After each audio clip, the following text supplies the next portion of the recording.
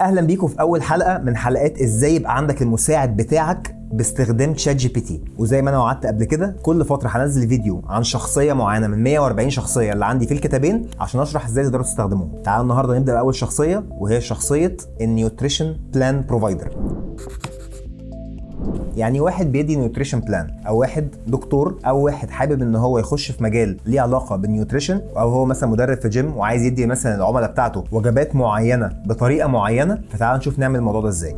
اللي انا هشرحه دلوقتي هو الفرق ما بين لو هتستخدم شات جي بي تي في العادي، ولما تيجي تستخدم شات جي بي تي بالبيرسونا او بالكاستم انستراكشنز اللي انا مديها لك في الكتاب، وهتشوف الفرق ما بين الاجابتين. طيب النهارده انا جمعت سؤالين من الكتاب برضو، ان انا مديك في الكتاب حوالي 15 برومبت. فاول سؤال هو evaluate the scientific credibility of the following. انا هتك على السؤال كده دلوقتي، وقبل ما نشوف الاجابات كلها، السؤال بيقول ايه؟ evaluate the scientific credibility of the following food myth. يعني ايه الحاجه اللي الناس كلها شايفاها انها يعني myth، او بالنسبه لها يعني حاجه غريبه جدا في الاكل، عارفاها مثلا معينه وبتتكلم عليها. فانا عايزك تقول لي اديني حاجه scientific تثبت الكلام ده.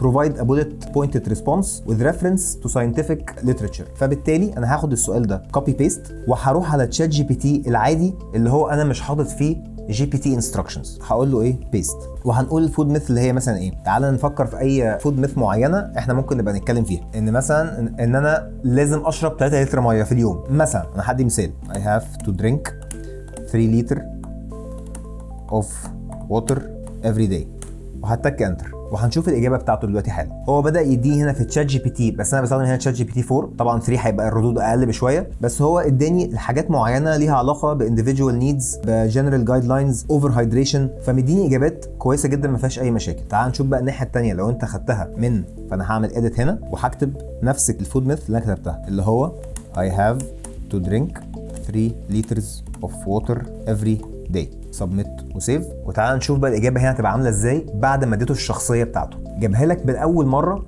او في اول اجابه جاب لك اللي هو الجنرال جايد لاينز فيرسز بيرسونال نيدز. يعني في فرق كبير جدا في الرد. بمعنى ايه؟ ان هو قال لك ان في جايد لاينز معينه لازم تتبعها، وفي حاجات بيرسونال عندك انت لازم تكون شغال بيها. تاني حاجه الهايدريشن وهيلث اوتكمز، انك يعني listening to your body excessive water intake risk، ومديك معاها ريفرنسز اللي هو حاجات او ويب سايتس معينه ممكن تروح لها، او منظمات مثلا معينه، عشان تعرف الكلام ده جاي منين. ففي فرق كبير جدا ما بين الاجابتين. ليه؟ لان انت مديله شخصيه معينه ومحدده عشان يشرح لك ده. تخيل بقى انت بتستخدم حاجه زي كده في اي حاجه تانية غير طبعا السؤال ده، يعني عشان تديله حاجه، عشان هو يديلك الاجابه اللي انت فعلا محتاجها عشان تفيد بيها عميل، انك تفيد بيها نفسك، ايا كان الموضوع عن ايه. لو لقيت الموضوع مفيد، خش على الويب سايت دلوقتي حالا واتفرج على الكتاب وشوف الكتاب بيتكلم عن ايه. صباح الفل.